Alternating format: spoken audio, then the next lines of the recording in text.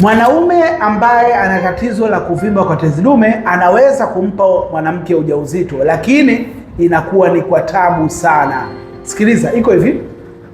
Tunajua kabisa kwamba ili mwanaume aweze kumpa mwanamke ujauzito, tunahitaji mwanaume huyu awe na mbegu nyingi sana wakati wa kutoka, ili ziweze kukimbilia lile yai la mwanamke na kusababisha ujauzito. Lakini kwa sababu mwanaume huyu njia yake ya kupitisha hizo mbegu zimebinywa, yaani kwamba njia imekuwa ni ndogo sana, ina maana mbegu zitakazotoka hazitokuwa nyingi kama zinavyotakiwa. Kwa hiyo mwanaume anaweza akampa mwanamke ujauzito, lakini kwa bahati sana. Sasa hii ni kwa sababu gani? Kwa sababu ile njia imekuwa ni ndogo sana, mbegu zinatoka chache sana. Kwa hiyo hizo mbegu zinaweza zikampa mwanamke ujauzito, lakini pia asilimia kubwa zinaweza zikashindwa kumpa mwanamke ujauzito. Kinachotakiwa ni kwamba ile sehemu isiwe imebinywa, ili mbegu zitoke kwa wingi.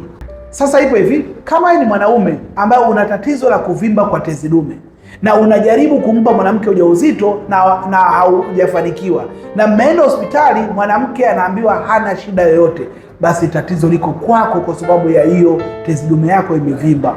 Cha muhimu ni kupata tiba ili kuondoa huo uvimbe wa tezi dume, ili zile mbegu ziweze kutoka nyingi na zitoke kwa haraka, ili ziweze kumpa mwanamke ujauzito.